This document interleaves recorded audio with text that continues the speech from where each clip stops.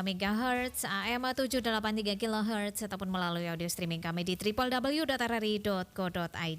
Pendengar RRI, Kantor Bahasa Provinsi Nusa Tenggara Timur, Badan Pengembangan dan Pembinaan Bahasa Kementerian Pendidikan, Kebudayaan, Riset dan juga Teknologi Republik Indonesia menggelar pelatihan guru utama. Dan kabarnya ada beberapa bahasa daerah yang dijadikan sebagai objek revitalisasi bahasa.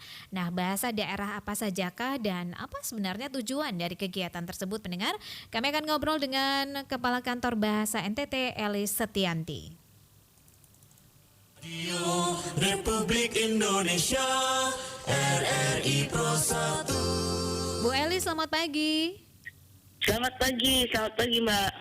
Selamat mengudara bersama RRI. Iya, selamat pagi semua. Selamat pagi masyarakat ND dan seluruh masyarakat Indonesia. Oke, baik. Ibu Elis, ini kabarnya Kantor Bahasa NTT ini menggelar pelatihan guru utama ya. Apa saja kegiatan di dalamnya, Ibu? Iya, jadi kita melakukan berbagai macam pelatihan-pelatihan, Mbak. Jadi yang pelatihan itu di dalamnya adalah bagaimana nanti mereka mengimbaskannya ke komunitas, ke kepala sekolah, ke pengawas, MGMP, jadi dan terutama kepada siswa. Jadi imbasannya ini yang paling penting. Mereka di sini diajarkan untuk bagaimana berpuisi, berpidato, terus bagaimana menulis cerita rakyat, mendongeng, bagaimana mereka mengangkat tradisi lisannya, dan itu diajarkan oleh para maestro yang luar biasa. Jadi mereka nanti diharapkan mampu membuat bahasa daerah itu semacam naik kelas begitu, Mbak. Jadi dengan rasa merdeka mereka mengajarkan siswa dan siswa dengan sukacita menyambutnya. Jadi tidak dalam penderitaan begitu untuk belajar bahasa daerah. Oke, jadi belajar dengan menyenangkan begitu, Ibu Elis ya? Betul.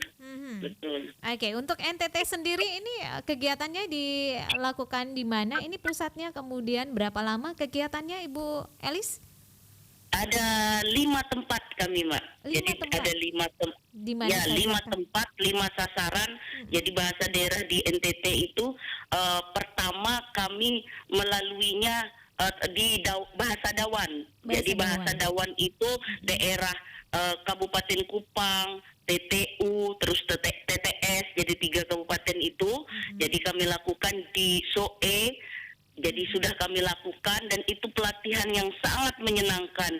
Jadi guru-guru juga berkumpul, ada 80 guru lah dilatih di sana. Selanjutnya kami bergerak bersamaan itu bahasa Abui. Itu bahasa Abui yang kita lalui bersama-sama, Mbak, dan melakukan pelatihan guru juga di sana. Selanjutnya kita bergerak lagi menuju bahasa Rote dan Manggarai. Nah, setelah selesai akhirnya penutup ada di Canberra, bahasa Canberra ini, Mbak, yang ada di Sumba Timur dan Sumba Tengah. Jadi kita mengambil yang irisan Sumba Tengah itu ada irisan bahasa Canberranya begitu. Oke, baik. Jadi ini bagaimana tanggapan para guru ya setelah mengikuti kegiatan tersebut ya? Tadi sudah disebutkan ada beberapa kegiatan yang sudah dilakukan ya, dan saat ini mungkin sedang berlangsung di Sumba begitu untuk bahasa Canberranya ya, Betul. Bu? Aha. Betul. Nah, bagaimana tanggapan dari para guru-guru yang sudah mengikuti kegiatan tersebut, Ibu? Silakan. Wah, tanggapannya sangat positif dan mereka mengakui bahwa apa yang dibuat oleh Kantor Bahasa melalui revitalisasi episode Merdeka Belajar episode 17 ini membuat mereka menyadari bahwa tujuan akhir dari revitalisasi bahasa daerah ini adalah para penutur muda diharapkan dapat menjadi penutur aktif bahasa daerah.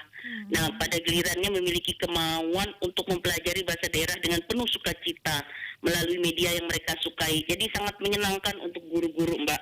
Mereka menyadari tujuan akhir dari revitalisasi bahasa. Terus mereka juga diharapkan, karena mereka diharapkan menciptakan ruang kreativitas dan kemerdekaan bagi para penutur bahasa daerah untuk mempertahankan bahasanya. Jadi mereka dengan keras berlatih mereka berlatih membaca puisi, mereka berlatih berpidato, mereka juga berlatih membuat dan menulis cerita. Itu luar biasa ramainya, dan saya meskipun tidak mengerti dari 5 bahasa itu, tapi saya menikmatinya. Jadi saya, karena saya memang tidak asli orang Nusa Tenggara Timur, saya orang Indonesia lain di provinsi lain di Kalimantan Tengah, tapi saya sangat menikmati pelatihan ini karena teman-teman guru sangat bersukacita menyambutnya. Malah ini seperti mereka katakan ini seperti liburan, refreshing atau healing, Mbak.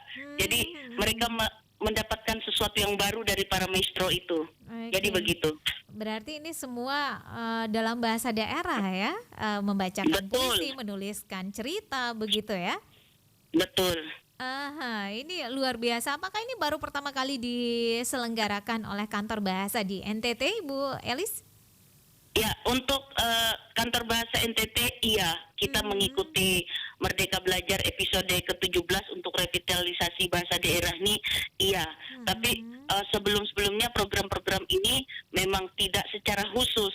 Jadi program ini memang didahului di provinsi lain, misalnya seperti Jawa Tengah, Jawa Barat, selanjutnya di Sulawesi Selatan. Nah, dulu hanya 3 provinsi itu, tapi setelah melihat keberhasilan revitalisasi bahasa daerah, lalu kami melalui Kepala Badan Pengembangan dan Pembinaan Bahasa menambah lagi provinsi menjadi 12, Mbak.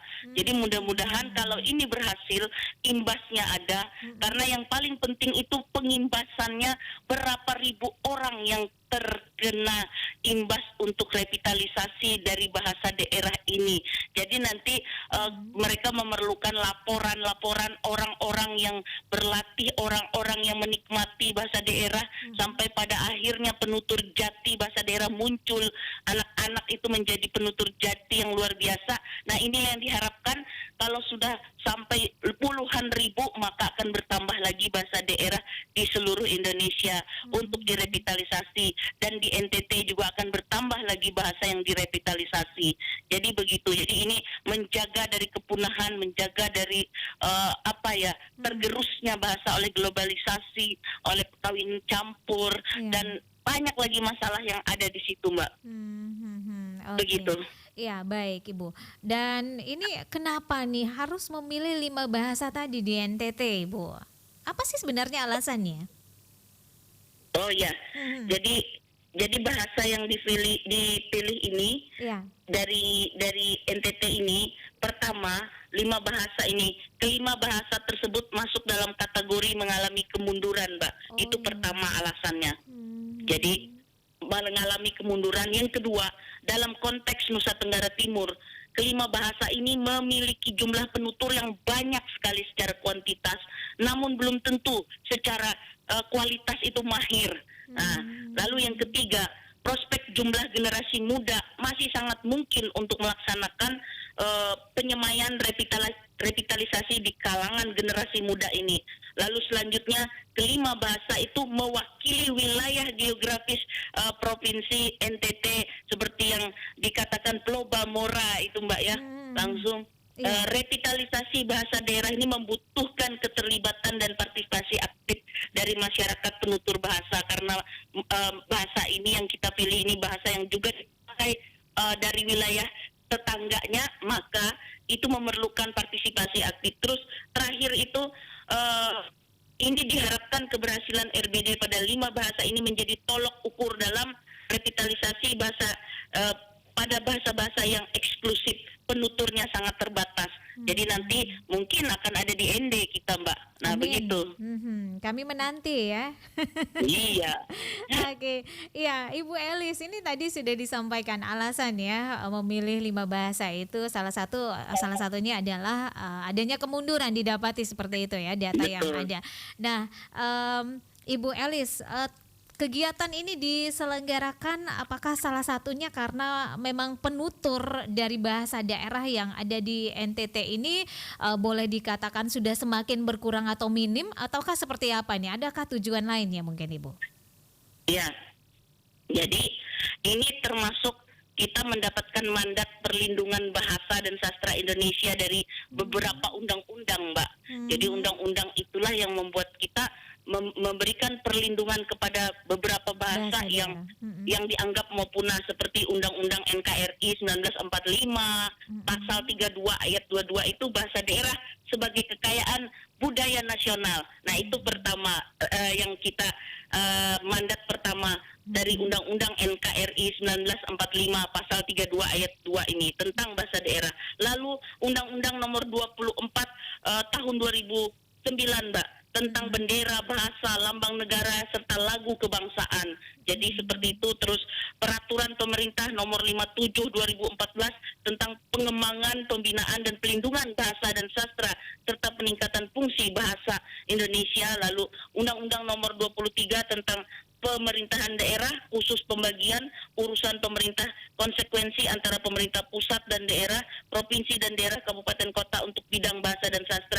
Jadi mandat itulah yang membuat kita, kita ini harus bergerak.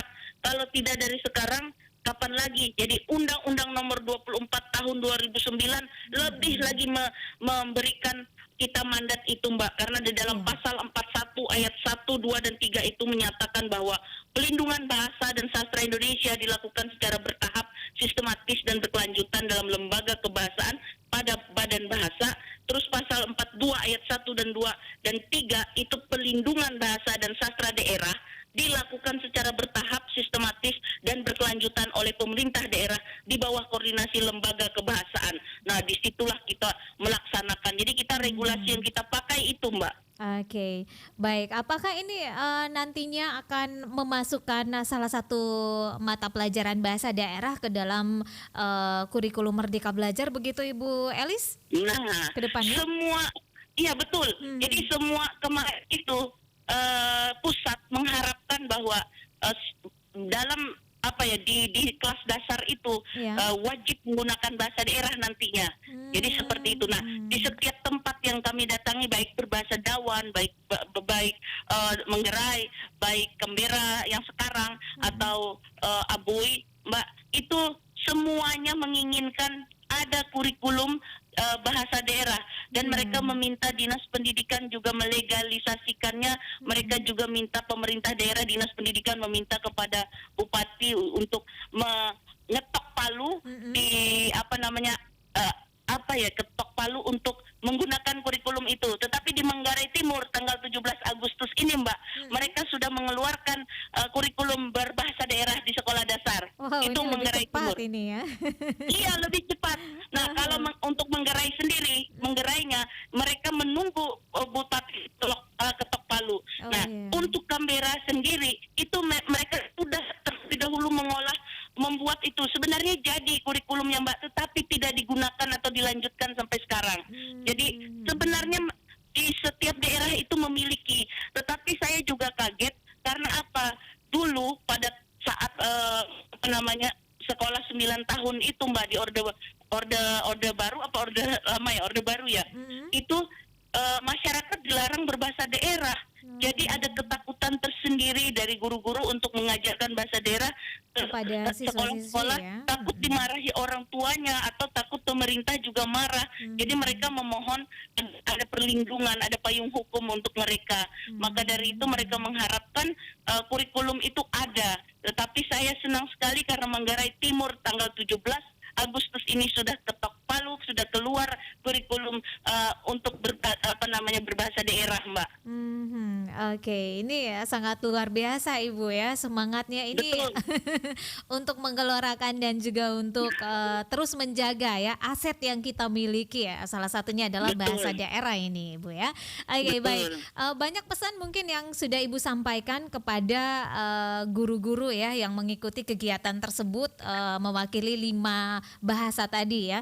Nah, kini mungkin kami ingin dengarkan pesan Anda kepada 5 daerah-daerah yang tidak termasuk dalam 5 bahasa yang digunakan untuk revitalisasi ini, Bu. Silakan.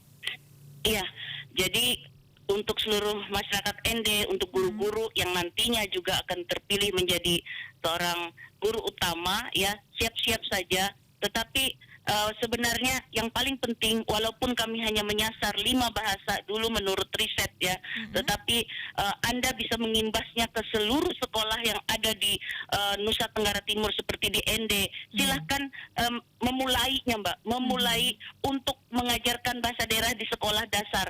Mengapa? Karena pada tahun-tahun berikutnya nanti pemerintah pusat itu memang akan bekerja sama, jadi Menteri Pendidikan juga akan bekerja sama untuk misalnya guru penggerak, misalnya Balai Guru Penggerak, BPMP, terus PAUD, PGTK dan sebagainya untuk membuat satu kurikulum agar masyarakat di sekolah dasar itu mampu atau bisa berbahasa daerah, wajib berbahasa daerah. Jadi ada nanti kurikulumnya akan muncul seperti itu. Jadi ND siap-siap saja, tidak apa-apa meniru teman-teman yang ada ini, karena tolok ukur keberhasilannya ini nanti akan mengimbas ke lainnya. Setelah kita bahasa Manggarai, kita akan bergerak ke ND juga kan. Nah, dari satu pulau padahal itu ya Mbak ya, Batak, walaupun berbeda bahasa. Seperti itu. Jadi untuk seluruh guru yang ada di Nusa Tenggara Timur, siap-siap saja dan mari lihat temannya, lalu minta pelajari apa saja yang bisa dipelajari, karena kemampuan berbahasa yang paling penting di dalam pengajaran ini adalah membaca, mendengar, berbicara dan berbicara dan menulis. Jadi 4 kemampuan berbahasa itu melalui satu puisi, pidato, menulis cerita, mendongeng, dan sastra lisan. Jadi itu yang nanti diharapkan. Jadi guru-guru bisa meminta nanti apakah meminta silabus, bahan ajarnya. Itu bisa diimbaskan, Mbak. Jangan Saling menunggu. berbagi ya. Iya betul, jangan tunggu saya, tapi gerakan dulu. Apalagi nanti kalau di ND ada berita bahwa di sekolah dasarnya sudah diajarkan kurikulum berbahasa daerah, Mbak. Kami minta kirimkan kepada kami agar kami mengirimkan kepada pusat, lalu pusat nanti membuat regulasi payung hukumnya agar bahasa daerah itu bisa digunakan di sekolah dasar. Begitu. Oke deh, wow ini sangat luar biasa ya. ND menunggu ini kegiatan yang sama yang sudah dilakukan di beberapa daerah Ibu Elis ya bersama teman-teman di kantor bahasa. Oke, sukses terus Ibu untuk kegiatannya. Selamat pagi dan terima kasih. Iya, terima kasih. Radio Republik Indonesia, RRI Pro 1.